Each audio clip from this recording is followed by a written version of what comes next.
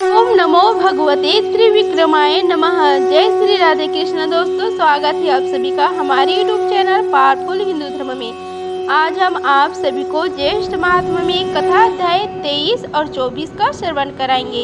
आइए श्रवण कीजिए कथा अध्याय 23 का। वर्णन है वामन चरित्र का उपक्रम तथा बाली का दैत्यराज अधिपति होना और उनकी अतुल्य राज्य लक्ष्मी का वर्णन। ऋषियों ने कहा कि कृपया आप वामन के महात्म्य और विशेषकर उनकी उत्पत्ति का वर्णन विस्तार से करें तथा यह भी बतलाए कि बाली को किस प्रकार बांधकर इंद्र को राज्य दिया गया। लोमहर्षण ने कहा कि हे मुनियों, आप लोग प्रसन्नता पूर्वक महात्मा वामन की उत्पत्ति, उनका प्रभाव और कुरु जंगल स्थान में उनके निवास का वर्णन सुनो। हे दिव्य श्रेष्ठों, आप लोग दैत्यों के उस वंश के संबंध में भी सुने जिस वंश में प्राचीन काल में विरोचन के पुत्र बलि उत्पन्न हुए थे। सबसे पहले समय में दैत्यों का आदि पुरुष हिरण्यकश्यप था। उसका प्रहलाद नामक पुत्र अत्यंत तेजस्वी दानव था। उसे विरोचन उत्पन्न हुआ और विरोचन से बलि। हिरण्यकश्यप के मारे जाने पर बलि ने सभी स्थानों से देवताओं को खदेड़ दिया था और वह चराचर सहित तीनों लोकों का राज्य स्वच्छता से करने लगा। विरोध में देवताओं के बहुत प्रयत्न करने रहने पर भी तीनों लोग दैत्यों के अधीन हो ही गए एवं त्रैलोक्य पर देवताओं का अधिकार नहीं रह गया। बलशाली मय और सांबर की विजय वैजयंती फहराने लग गई। धर्म कार्य सर्वत्र होने लग गए। फलतः दिशाएं शुद्ध हो गई। सूर्य दैत्यों के मार्ग दक्षिण आयन में चले गए। दैत्यों के शासन में प्रहलाद, सांबर, मय तथा अनुहाद ये सभी दैत्य सभी दिशाओं की रक्षा करने लगे। आकाश में सभी दैत्यों से रक्षित हो गए। देवगण स्वर्ग में होने वाले यज्ञों की शोभा देखने लगे। सारा संसार प्रकृति में स्थित और व्यवस्थित हो गया तथा सभी सन्मार्ग पर चलने लगे। सर्वत्र पापों का अभाव और धर्म भाव का उत्कर्ष हो गया। फिर तो धर्म चारों चरणों से प्रतिष्ठित हो गया और अधर्म एक ही चरण पर स्थित रह गया। सभी राजा भली भांति प्रजा पालन करते हुए सुशोभित होने लगे और सभी आश्रमों के लोग अपने अपने धर्म का पालन करने लगे। इसी समय असुरों ने बलि को दैत्यराज के पद पर अभिषिक्त कर दिया। असुरों का समुदाय हर्षित होकर निनाद जय जयकार करने लगा। इसके बाद कमल के भीतर खोपा के समान कांति वाली वरदायिनी और सुंदर सुवेश वाली श्री लक्ष्मी देवी हाथ में कमल लिए हुए बलि के समीप आई।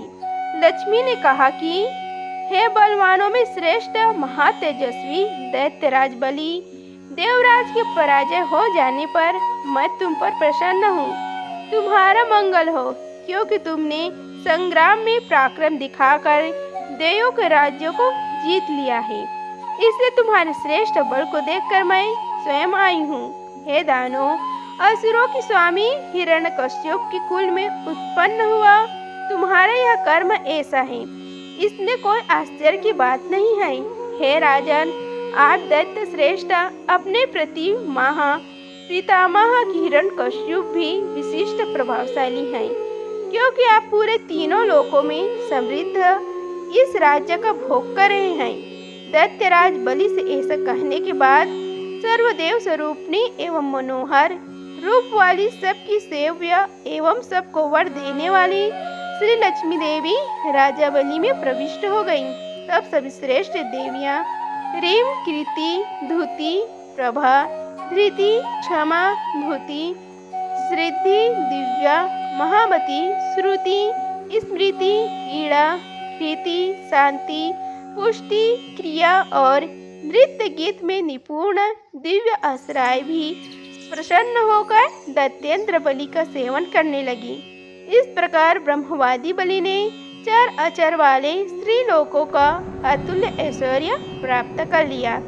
इस प्रकार ज्येष्ठ महात्मा में कथा अध्याय 23 का समाप्त हुआ। बोलो श्री हरि भगवान विष्णु की जय। आइए श्रवण कीजिए कथा अध्याय 24 का, जिसमें वर्णन है वामन चरित्र के उपक्रम में देवताओं का कश्यप जी के साथ ब्रह्मलोक में जाना।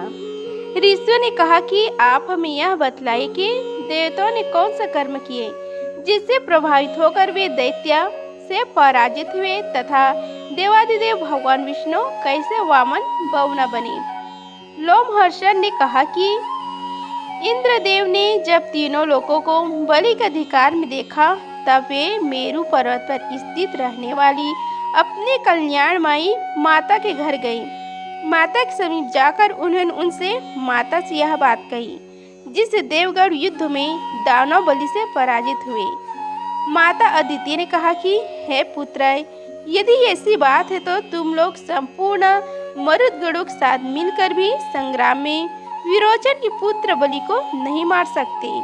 सहस्त्राक्ष युद्ध में केवल हजारों सिर वाले सहस्त्र शीर्षा भगवान विष्णु ही उसे मार सकते हैं। उनके सिवा किसी दूसरे से वह नहीं मारा जा सकता। अतः इस विषय में उस महान आत्मा महाबलवान बलि नामक दैत्य की पराजय के लिए मैं तुम्हारे पिता ब्रह्मवादी कश्यप से उपाय पूछूंगी। इस प्रकार माता अदिति के कहने पर सभी देवता उनके साथ कश्यप जी के पास पहुंच गए। वहां जाकर उन लोगों ने तपस्या की धनी मरीचि के पुत्र अद्य एवं दिव्य पुरुष देवताओं के गुरु ब्रह्म तेज से दीप्यमान और अपने तेज से सूर्य के समान तेजस्वी अग्नि शिखा की भांति दीप्ति सन्यासी के रूप में तपयुक्त वलकल तथा मृग चर्म धारण किए हुए आहुति की घी की गंध से अप्यातीत वासित अग्नि के समान जलते हुए स्वाध्याय में लगे हुए मानो शरीरधारी अग्नि ही हो, एवं ब्रह्मवादी सत्यवादी देवों तथा दानों के गुरु अनुपम ब्रह्म तेज से पूर्ण एवं शोभा से दीप्त कश्यप जी को देखा। वे देवताओं के पिता श्री कश्यप जी सभी लोगों के रचने वाले श्रेष्ठ प्रजापति एवं आत्मभाव अर्थात अध्यात्म तत्व की विज्ञात की विशिष्टता के कारण ऐसे लग रहे थे जैसे तीसरी प्रजापति ही हो। फिर अदिति के साथ समस्त देववीर उन्हें प्रणाम कर उनसे हाथ जोड़कर ऐसे बोले जैसे ब्रह्म से उनके मानस पुत्र बोलते हैं। बलशाली दैत्यराज बलि युद्ध में इंद्र से अपराजय हो गया है, अतः हम देवों के सामर्थ्य की पुष्टि वृद्धि के लिए आप कल्याणकारी उपाय करें। उन पुरुषों की बातें सुनकर लोकों को रचने वाले सामर्थ्यशाली कश्यप ने ब्रह्मलोक में जाने का विचार किया। फिर कश्यप ने कहा कि हे इंद्र, हम सभी अपनी पराजय के बाद ब्रह्म जी से कहने के लिए तैयार होकर उनके परम अद्भुत लोक को चलें। कश्यप की इस प्रकार कहने पर अदिति के साथ कश्यप के आश्रम में आए हुए सभी देवताओं ने महर्षि गणों से सेवित ब्रस नंदन और प्रस्थान किया। यथोयोग्य इच्छा के अनुसार चलने वाले दिव्य यानों से महाबली एवं तेजस्वी वे सभी देवता क्षण मात्र में ही ब्रह्मलोक में पहुंच गए, और तब ये लोग तपोराशि अवय ब्रह्म को देखने की इच्छा करते हुए ब्रह्म की विशाल परम श्रेष्ठ सभा में पहुँचे। वे देवता लोग भ्रमरों की गुंजर से गुंजित समागम से मुख रहित कल्याणकारी विधायकी और शत्रुओं का विनाश करने वाली उस सभा को देखकर प्रसन्न हो गए। उस स्थान पर उन श्रेष्ठ देवगणों से विस्तृत विशाल अनेक कर्मानुष्ठानों के समय श्रेष्ठ ऋग्वेदियों के द्वारा क्रम पद आदि वेद पढ़ने की विशिष्ट शैलियों से उच्चारित ऋचाओं वेद मंत्रों को सुना।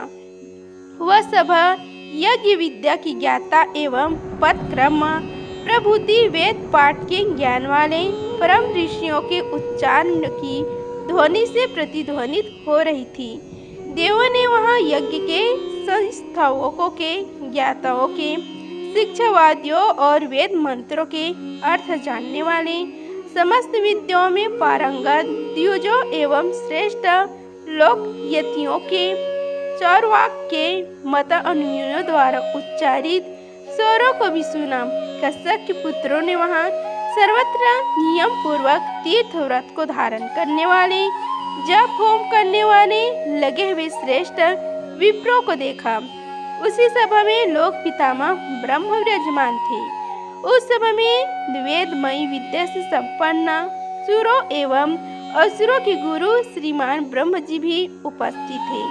प्रजापतिगण उन प्रभुता संपन्न प्रभु की उपासना कर रहे थे।